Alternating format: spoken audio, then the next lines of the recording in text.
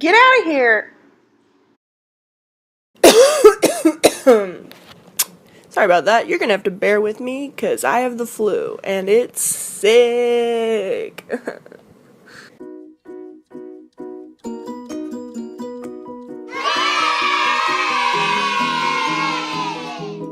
Hey, what's up?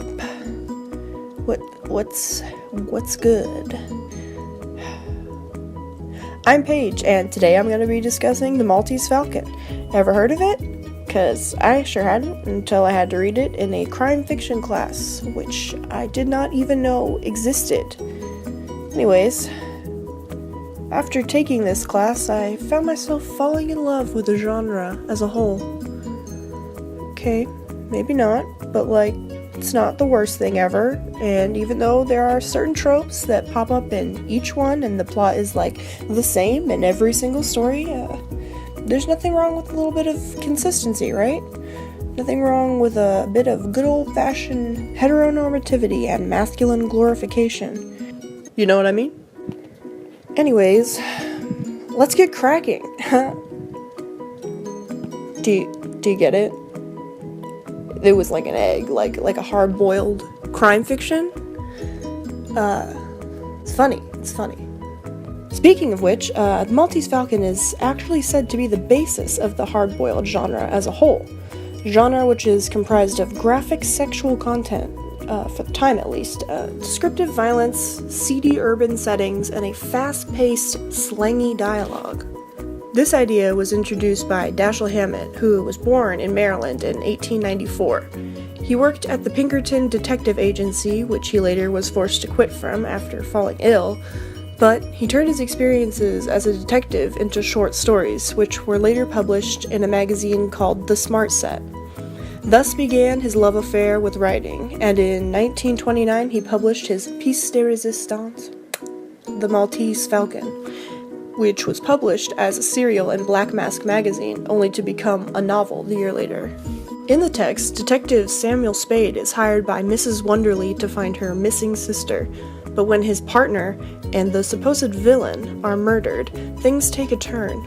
Spade discovers that the case at hand is not quite what he thought it to be, and realizes that there was no sister at all, and Mrs. Wonderly is, in fact, Bridget O'Shaughnessy, who ends up coercing Spade into selling a Maltese Falcon, which coincidentally turns out to be a fake. Shocker. Spade later questions Bridget about this, who confesses to killing his partner, but oh no. He has fallen in love with her, and is faced with the tough decision as to whether or not to turn her in, which he does, because, love and all that, Spade then goes back to his office where a previous lover, Iva Archer, is waiting for him. Ooh. So, as I mentioned in the introduction, this novel tends to show masculinity as a sort of all-encompassing power, while femininity is kind of disregarded as a whole. A lot of critics have discussed this topic, and has become a source of great fascination in the crime literature genre. People like to question the morality of the male protagonist, Sam Spade, by challenging his actions in regards to his sexuality. His implicit demand for knowledge, or uncovering facts, is sort of like the detective's implicit demand for power. This gives us the idea that the ability to achieve power is through hypermasculinity. It has been suggested that the role of a male detective is to enforce gender roles and weaken the notion of femininity by portraying all aspects of the subject as negative. Let's unpack this though. Okay, so even from the beginning, Spade embodies masculinity with his whole being. Literally, his first description alone is enough to understand that this dude is a real man. His yellow-gray eyes were horizontal, the V motif was picked up again by thickish brows rising outward from twin creases above a hooked nose, and his pale brown hair grew down from high flat temples and a point on his forehead. He looked rather pleasantly like a blonde Satan. This description is a little unnerving. He sounds almost like a villain. Like blonde Satan? Really? And the description of the angles of his face? This guy sounds, questionable. Even the way he speaks is contentious. He talked in a steady, matter-of-fact voice that was devoid of emphasis or pauses. though now and then he repeated a sentence slightly rearranged, as if it were important that each detail be related exactly as it had happened. Spade shows a disregard for emotion and evinces sureness about his actions, even down to the way he talks and presents himself, like when he's speaking to Lieutenant Dundee. And though Dundee is an arrogant cop, Spade often belittles and condescends him. Spade rose and put his hands in his trouser pockets. He stood erect so he might look that much further down at the lieutenant. His grin was taut, and self-certainty spoke in every line of his posture. "I dare you to take us in, Dundee. We'll laugh at you in every newspaper in San Francisco." As you can see, he asserts himself by making his overall demeanor appear much larger than he actually is, as to look down upon Dundee. There's also a whole lot of snarling and baring teeth in this exchange. The whole conversation kind of borders on animalistic. That's sort of a common theme with Spade, though. He's an almost sociopathic and chauvinistic character who often shows indifference towards feelings and morals as a whole. When he is later asked about means of persuasion other than death, he alludes to this saying, "Sure, but they're not much good unless the threat of death is behind them to hold the victim down." Spade reveals that brutality is often a necessary means to uncover the truth. This further glorifies his chauvinism, as well as proves that masculinity is a force of nature. Michael Kimmel suggests that because of this need to prove their masculinity, detective heroes offer audiences models of an ideal manhood and enforce gender roles. Spade represents his era's masculine ideal, whereas the women in the text show their femininity in more subtle or even abstract ways. Bridget O'Shaughnessy is introduced as one of the first ever femme fatales. As a femme fatale, she is inherently subject to the defining traits of the phrase, meaning she is a trope used by the hard-boiled crime genre to depict a sexist view of a dangerous woman. Like a badass, but like a girl badass. Because apparently there's a difference? Yeah. This trope revolves around using femme fatales and their sexuality to defy others, which often doesn't end up working out in the end.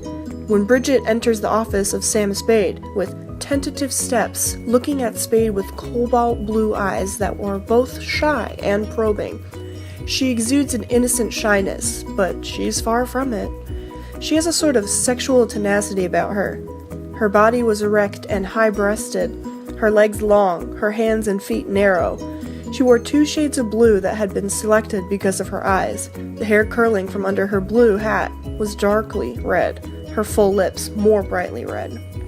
Bridget knows how to use her sex appeal to get what she wants. I mean, you go girl, but also you lie a lot. Like a lot. In the end, she becomes so overwhelmed by her lies that she begins to become exhausted of it all. Of myself, of lying and thinking of lies, and of not knowing what is a lie and what is the truth. This mentality results in her telling Spade the truth, to which he inevitably turns her in. Which is another thing, because as Joanna Smith even states, the fact that Spade turns Bridget in is entirely ridiculous, because he just does so to protect this weird brotherhood between him and his partner, who he didn't even like, and saves his own skin by disposing of the femme fatale as a whole, which further proves her role in the novel as a sexual pawn in a game of the sexes where she cannot win. Wow, what a metaphor. Due to Bridget's deceitful nature, the underlying theme tends to portray femininity as a bad thing, which is crazy to me because, as Stephen Cooper states, Spade's false air of solicitude, which he exudes perfectly, matches the overdrawn innocence of Bridget. Spade is basically just as fake as her, but he's glorified while she's disparaged. What's up with that? Okay, so the Maltese Falcon itself is a little bit questionable in the motives category. The whole underlying theme of hypermasculinity being superior and natural is quite unsettling. Not to mention the whole demonizing of the female race, reducing them to just their sex appeal thing. But you gotta keep in mind, it was written almost a century ago, so there was already a high risk of it not being progressive. But it was the basis of the whole hard-boiled genre, so I'll give it that. I'll give it that. Still kind of sexist, though. And that was Literary Analysis with Paige. I hope you learned something. If not, that's cool too. Have a good day. Bye.